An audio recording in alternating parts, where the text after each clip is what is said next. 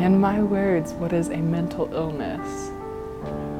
I think it would have to be the way a person acts, and it's something you can't see, it's just something you kind of pick up on. I think a mental illness it's something wrong. It's before, usually like when you're born you find out. It's just someone who, like, their chemicals are messed up in their brain and just something is wrong and it's not their fault, they can't control it. Well, I guess like a mental illness would be, oh golly, this is a tough one. Yeah, mental illness is people that I guess are not as mentally capable as everyone else. I guess, well, like, a physical illness is kind of like something that like negatively affects your body. So I would guess like a mental illness is more something that negatively affects like your mindset and like your brain. Mental illness seems like an affliction that negatively affects your brain or mindset.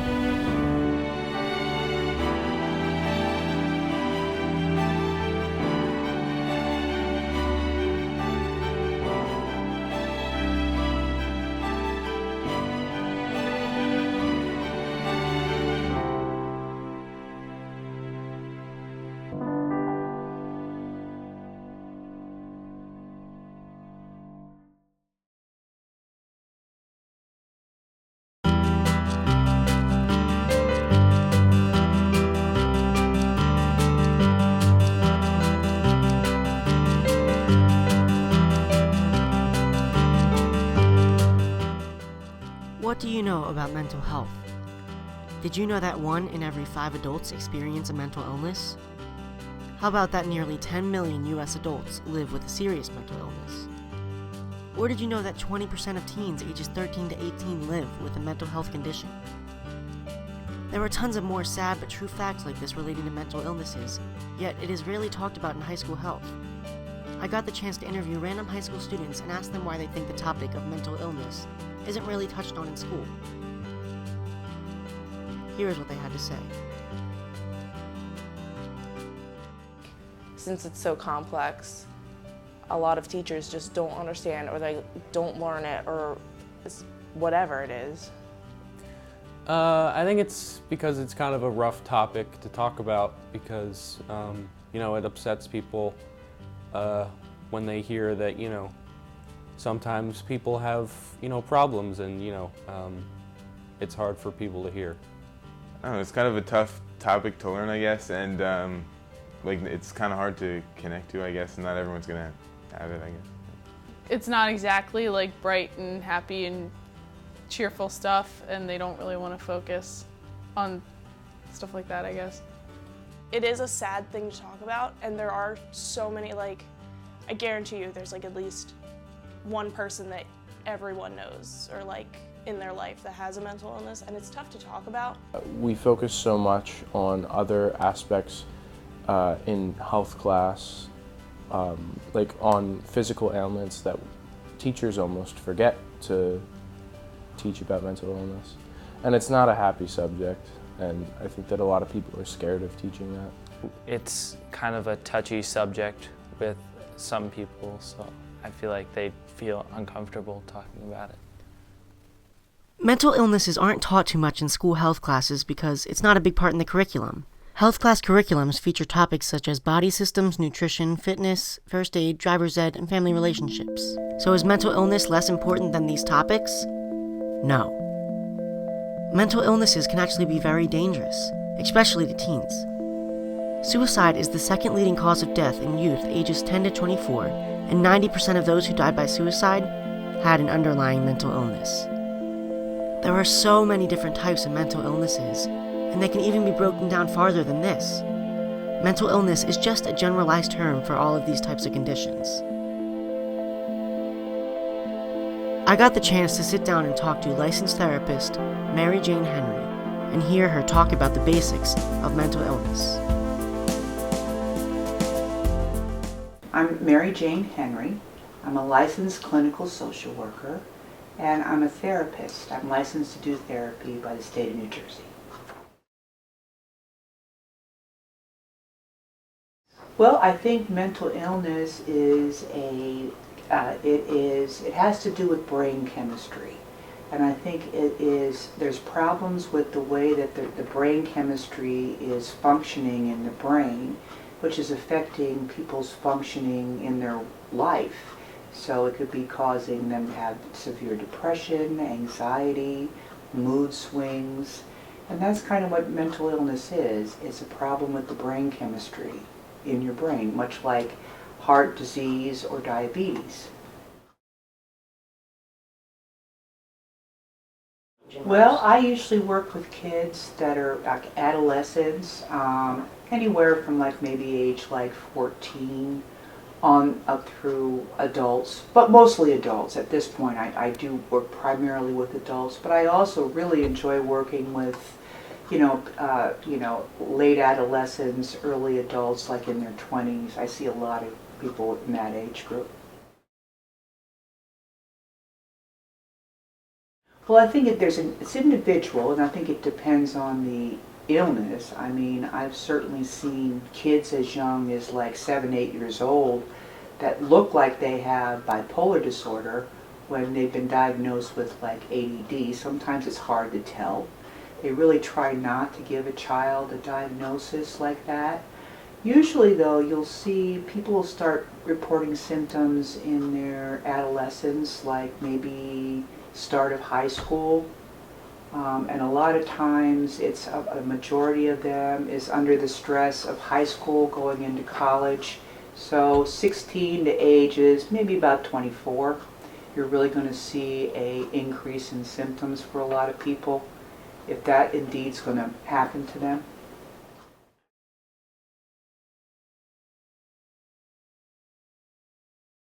Well, I think there's a lot of specific ways, yes. I mean, the DSM-5, which is what the doctors and therapists use to diagnose a person, it's a list of symptoms that goes along with a particular diagnosis. But yes, I think just about anything is on a level of a spectrum. You can have a mild level of depression, a more moderate level of depression, a severe depression, depression with psychosis. Same thing with anxiety. It can be mild, moderate to severe bipolar disorder. There's type 1, type 2 bipolar disorder. Some people feel the borderline personality is a type of bipolar disorder. I mean, yes, there's a lot of different stages. There are so many different types of mental illnesses, such as ADHD, autism, depression, eating disorders, schizophrenia, and so many more. 3 mental illnesses found common in people are anxiety, bipolar disorder, and depression. I talked to Mary Jane, and she gave us a brief explanation about all 3 of these. There's such a thing as a generalized anxiety disorder, to where like people just worry about everything. So it's generalized. They're just worry warts. And then there's people that have specific anxiety disorders, like phobias, like they're afraid of heights, afraid to fly. Other people have obsessive compulsive disorder. That's also an anxiety disorder, where you just get these obsessive thoughts, and the only way you get them out of your head is to do a compulsive behavior. And hoarding is now brand new in the DSM-5 as an anxiety disorder. So hoarding is an anxiety disorder as well.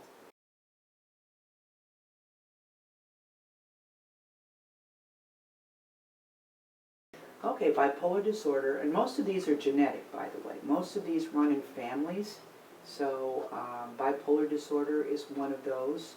It's called a biologically based illness, and it runs in families, and it comes with a lot of mood swings, a lot of erratic behavior, impulsivity, and a lot of risk-taking behavior. It can look very different. Some people are up for days and they don't need sleep. They can be very irritable and just on edge and agitated all the time. And then bipolar disorder can only present itself in a depressed way, where people can't get out of bed, they're suicidal. That's also a part of the bipolar disorder. And it's a lot of bipolar disorder people that end up committing suicide because the depression is so bad. It's a different depression than a major depressive disorder.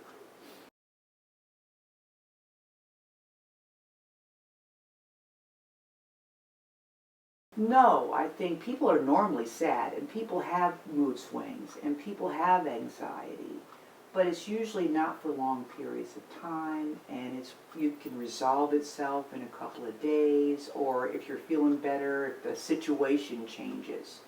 Depression is more than just feeling sad. Depression is, maybe a week or 2 weeks of feeling really low in your mood. You can't focus, you can't concentrate. You can't, you have no energy. You feel like you're slogging through the mud. That's more than just feeling sad. And oftentimes, if it doesn't resolve, itself, that's a real depression. That's a real depressive disorder. And oftentimes it doesn't. So they usually have a time limit. Like if you've been feeling like that for a couple of weeks, now you're really looking at perhaps a depressive disorder. And that could be caused by a lot of different things, but your brain is reacting because it's a depressive disorder. It's not just feeling sad for a couple of days.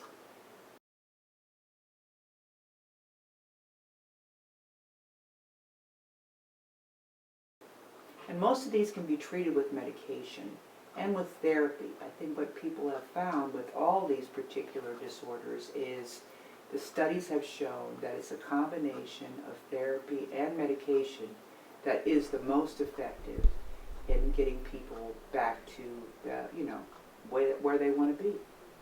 Mental illness is a very common problem in which people should get treatment for.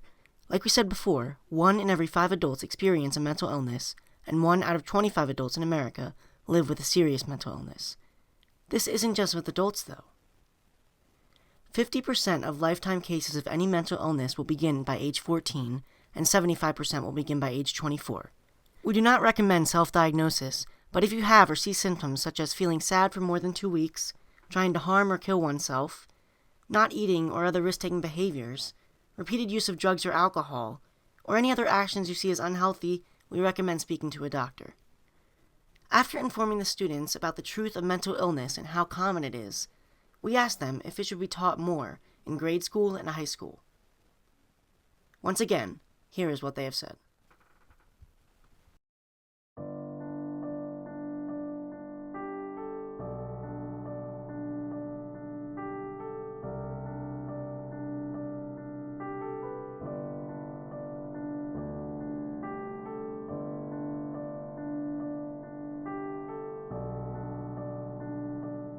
I absolutely agree, because I think a lot of kids have depression, have anxiety, might even have some bipolar or schizophrenic symptoms, and they suffer in silence because they don't know what's wrong with them.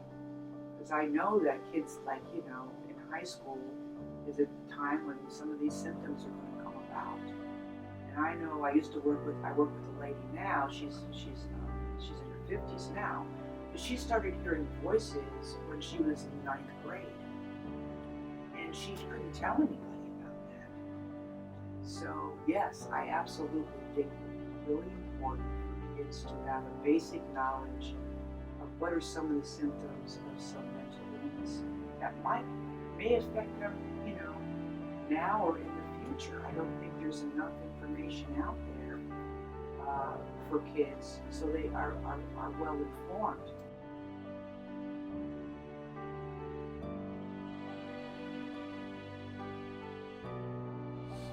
I do think that mental illness should be taught in schools more because, like you said, 1 in 5